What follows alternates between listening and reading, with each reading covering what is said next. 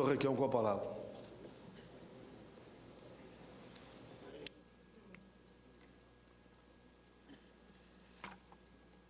Presidente Paulo Paim, senhores senadores, esteve recentemente no Brasil, convidado pela Escola de Economia da Fundação Getúlio Vargas, um dos mais ilustres keynesianos da atualidade. O economista norte-americano Thomas Paley. Em um seminário de que participaram, entre outros, o economista Ricardo Carneiro e Luiz Gonzaga Beluso, ambos da Unicamp, Paley revelou-se pouco otimista em relação à conjuntura econômica mundial.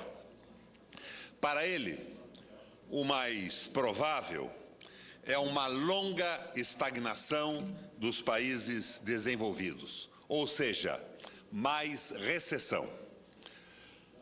Acabou-se o tempo das recuperações rápidas dos países industrializados, disse Tom Paley. E um dos motivos da lenta retomada é o fosso que se aprofundou a partir dos anos 80 entre o crescimento dos salários e a produtividade, solapando assim um dos pressupostos para estimular a demanda, disse o economista norte-americano. Na verdade, Paley repetiu em São Paulo o que dissera no Paraná em 2008, no nosso seminário que o governo estadual promoveu logo na sequência da explosão da crise global. Outro participante do seminário da Fundação Getúlio Vargas, o economista-chefe da Agência das Nações Unidas para o Comércio e Desenvolvimento, o alemão Heiner Flassbeck, também considerou o divórcio entre salários e produtividade como um fator crucial para explicar a dificuldade do mundo desenvolvido em retomar o crescimento. É o que está acontecendo nos Estados Unidos e no Japão, exemplificou, acrescentando: salários em alta são fundamentais para impulsionar a demanda. É lastimável, deploro mais uma vez, que este tema vital para o enfrentamento da crise, que é o equilíbrio entre o aumento da produtividade do trabalho e o crescimento dos salários, seja tão pouco debatido em nosso país, nesta casa, no governo, na mídia, na academia e nos sindicatos. Pelo contrário, quando explodiu a crise financeira global, o que os nossos economistas, os Mailsons de sempre, o que a nossa mídia, as Míriams de todos os dias, o que a nossa oposição, tartamudeando a nota só a que se acostumou, o que aconselharam? Cortes. Cortes profundos, radicais e impiedosos. Cortes de gastos públicos, contenção salarial, das aposentadorias, senador Paim, dos programas sociais. Enfim, queriam que o Brasil adotasse as mesmas medidas que hoje estão sendo impostas aos gregos, aos espanhóis, aos portugueses e que os franceses acabam de rejeitar, derrotando o parceiro implacável da implacável senhora Merkel. Quando a crise arrebentou em 2008, houve, especialmente na Europa e nos Estados Unidos, um revival de Marx. O Times anunciou em manchete: ele voltou, relembrando as teorias marxistas sobre as crises cíclicas do capitalismo. Nicolas Sarkozy pousou folheando o Capital E o Papa Bento XVI reproduziu aquela óbvia observação sobre a grande capacidade analítica de Marx. Na Alemanha, o Capital chegou ao topo dos livros mais vendidos. O New York Times e a revista semanal inglesa The Economist, o grande veículo difusor e guardião pressuroso dos dogmas neoliberais, também entraram na onda da ressurgência do velho Marx. No entanto, todos passaram a largo de uma das teses centrais de Marx, a mais-valia. Todos se deliciaram com a sua grande capacidade analítica, como disse o Papa, mas ninguém quis saber ou levou em conta suas análises sobre o salário, produtividade do trabalho, poder de compra. Para os neoliberais, aí, senador Paim, já seria o exagero. Faço aqui mais uma referência insuspeita. Como insuspeitos me parecem o Papa, The Times, The Economist e o finado Sarkozy, vitimado na última eleição francesa. Tenho em mãos um estudo sobre a questão salarial, publicado pela revista mensal do Departamento de Trabalho dos Estados Unidos da América do Norte, equivalente ao nosso Ministério do Trabalho, intitulado A Lacuna entre a Produtividade e a Remuneração. O estudo de Susan Fleck, John Glaser e Swan Sprague mostra, através de gráficos irretocáveis, como foi a produtividade do trabalho diminuindo, se descolando do crescimento da remuneração nos Estados Unidos a partir da década de 70, com o avanço do neoliberalismo. Explicam, senador Benedito, os autores do ensaio, aspas, o crescimento da produtividade fornece a base para a elevação dos padrões de vida. A remuneração real por hora é um indicador do poder de compra dos trabalhadores. O aumento da produtividade do trabalho, parâmetro de produtividade usado com mais frequência, reflete investimentos em bens de capital e tecnologia de informação e a contratação de trabalhadores com melhor qualificação. A capacidade dos empregados de aumentar salários e outras remunerações está vinculada a aumentos da produtividade do trabalho. No entanto, ressalvam, nos Estados Unidos, desde a década de 70, o aumento da remuneração por hora, real ou com base nos índices de inflação, não acompanhou o crescimento da produtividade do trabalho. Esta cresceu continuamente nas décadas de 80 e 90 e nos primeiros 7 anos desse século, mas os seus ganhos deixaram de ser repassados para os trabalhadores, aumentando assim a exploração dos assalariados e a concentração da renda.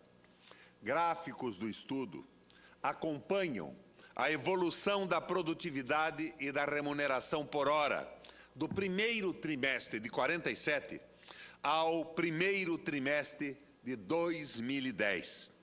Até meados da década de 70, constata-se que as curvas de produtividade, remuneração, caminham muito próximas. A partir daí, cava-se uma vossoroca entre as duas linhas.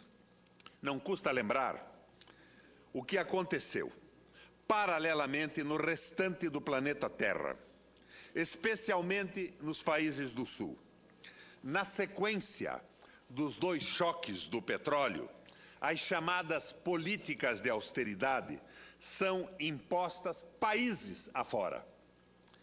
E, tal qual acontece hoje com os primos pobres da União Europeia, política de austeridade significava arroxo salarial.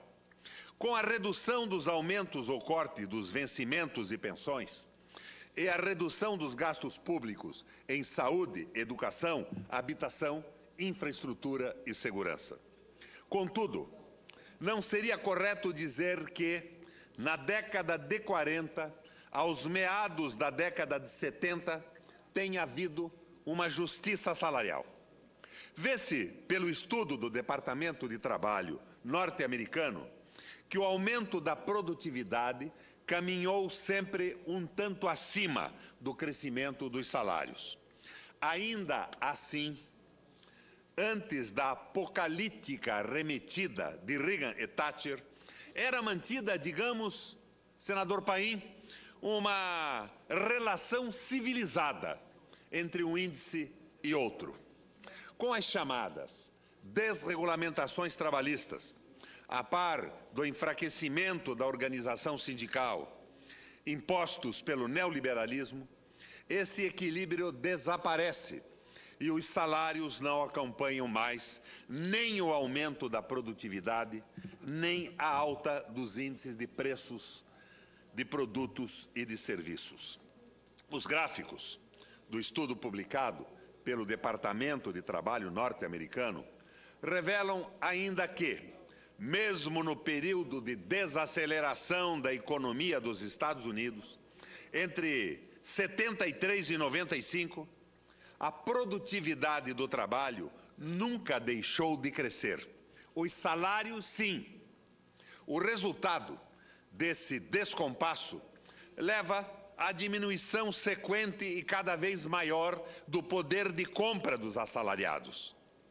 É quando surge em cena a criatividade dos financistas que engendraram o famoso subprime, o famigerado subprime, uma engenharia relativamente simples, tão simples quanto irresponsável.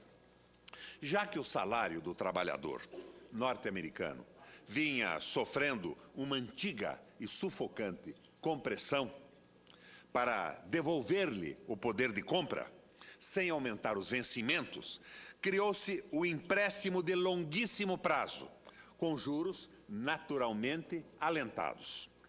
Do subprime aos derivativos, desses a especulação em escala planetária, surge a grande festa dos papéis.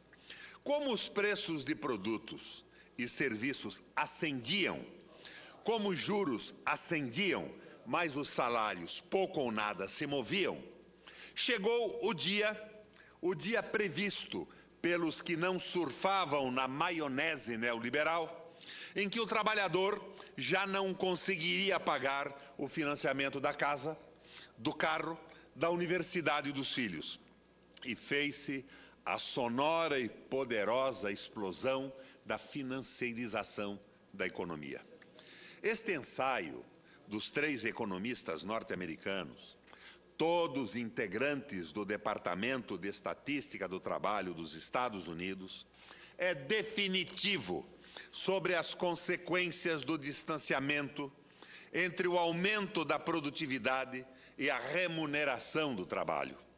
Não há mágica, não há sortilégio, não é feticismo keynesiano dos desenvolvimentistas ou dos marxistas. Sem aumentos salariais que se equiparem ou mesmo superem o aumento da produtividade, não há como fazer girar virtuosamente a economia. As receitas de austeridade fiscal, de que tantas vezes já provamos e purgamos, e que agora empanturram goela abaixo os trabalhadores de alguns países europeus, são receitas de suicídio, não de recuperação. É suicídio cortar salários e pensões. É suicídio reduzir os investimentos em educação, saúde, habitação, inovação tecnológica e infraestrutura. A receita dos cortes, a receita dos choques, disso e daquilo, não é apenas uma receita de classe, da classe social que detém o poder político e econômico, é também uma típica receita dos medíocres.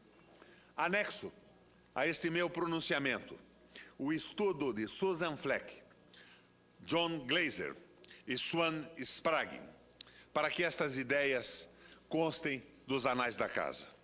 E requeiro, desta forma, que a este meu discurso, a esse meu pronunciamento, esse trabalho, esse ensaio visual, a lacuna entre produtividade e remuneração, seja impressa nos anais e no diário do Senado da República.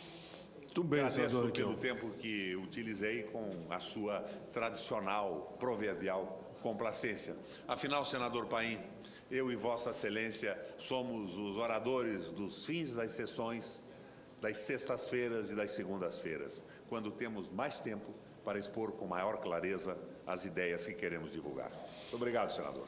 Eu agradeço a lembrança do nosso trabalho, senador Requião, e de pronto cumprimento Vossa Excelência pelo pronunciamento, fortalecendo os aposentados, pensionistas e os trabalhadores, e passo de imediato